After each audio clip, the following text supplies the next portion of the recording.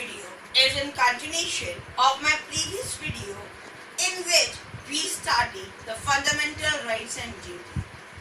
In my previous video, we have discussed the right to equality, the right to freedom and right against exploitation.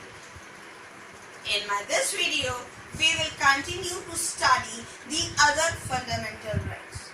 So today, the first fundamental right that we are going to discuss is the right to freedom of religion. We all know that India is a country with diversified population. We are having people who follow different religion. A huge diversity can be seen or witnessed in India. Now to accommodate this population with so much of diversity, we implemented right to freedom of religion.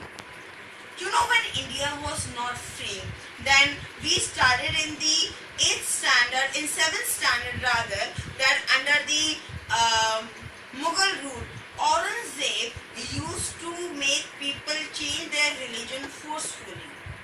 He spread his religion.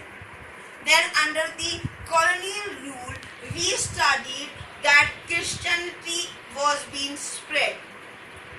But in the democratic country, we do not spread any religion forcefully on anyone.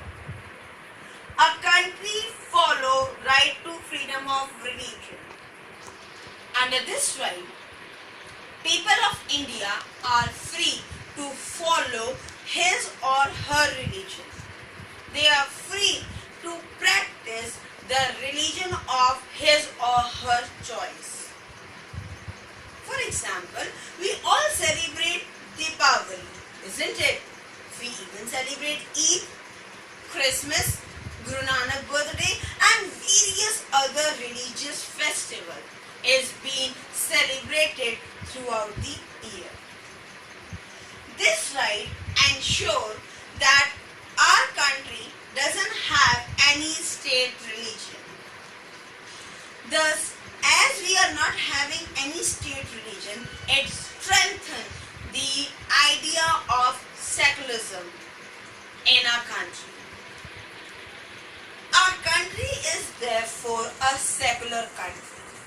Secular country means a country where all the religions are treated equally without any discrimination. All the religions are equal and all the followers, we cannot discriminate the follower of different religion. All are treated equally in a country. And that's what make our country more united. Now, we are going to try to understand our next fundamental right, that is the cultural and educational right. Now, under this right, the government gave right to these cultural organizations to preserve and promote their language and tradition. For example, I belong to Sikh community. All my religious scripts are written in Gurmukhi language. I have a right to study that language. Nobody can stop me from studying my Gurmukhi script. Similarly, the followers of different religion have different languages where all their scripts are being written in that language. So they have a right to study in that language. You know, you must have witnessed, like for example, I can tell you that monthly I receive a magazine on our religious, it's a religious based booklet you can say, which comes in the Gurmukhi language itself. Government cannot ban it because we have the cultural and educational right. Government also gave right to these cultural organizations to set up their own educational institution. even the government provides some fund to these organizations so that they can maintain their cultural and educational institution. The next and the most important fundamental right is right to constitutional remedy.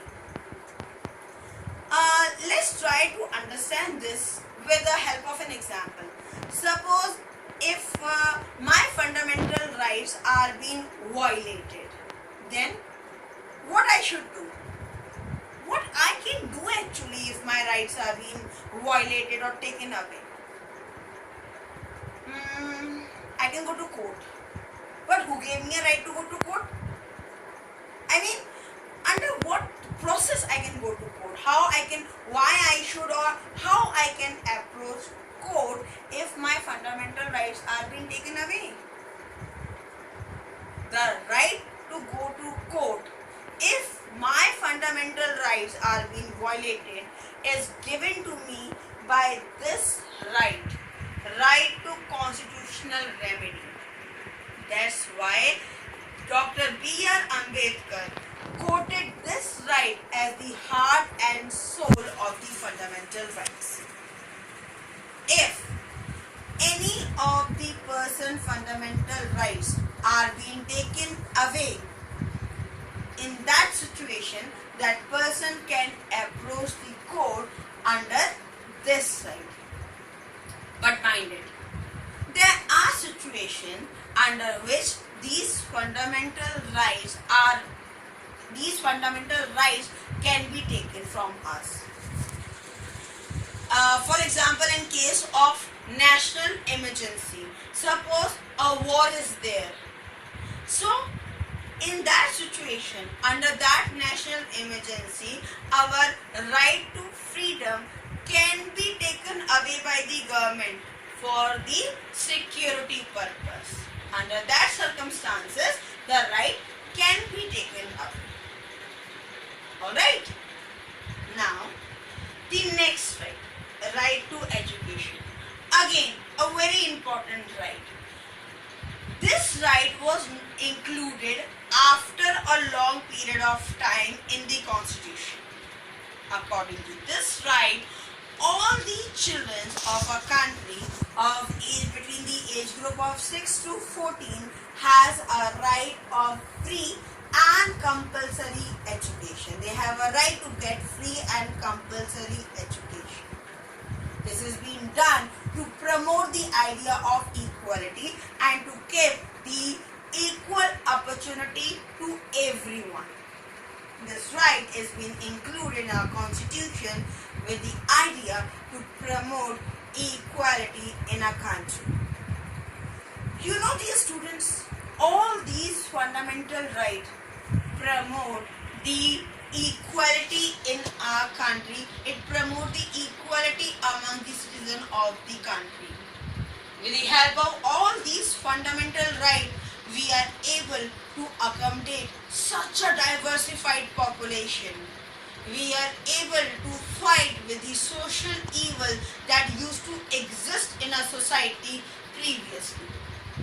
With the help of these rights, we are able to unite our country. It has been rightly said, India is a country in which you can find unity in diversity, and that unity, one reason, comes from these fundamental rights only. All these fundamental rights help us to live our life with dignity. But as I told you, these rights are not absolute. In a democratic country, the citizens have a balanced amount of rights as well as the duties. So apart from these fundamental rights, we have the fundamental duties also. For example, it's the duty of the government to provide us electricity, road, water. But it is our duty, a duty of each and every citizen of the country, not to waste electricity, not to waste water, not to unnecessarily waste these resources. It's our duty to pay respect to the national anthem, to the national flag. It's a duty to protect the national important heritage of the country.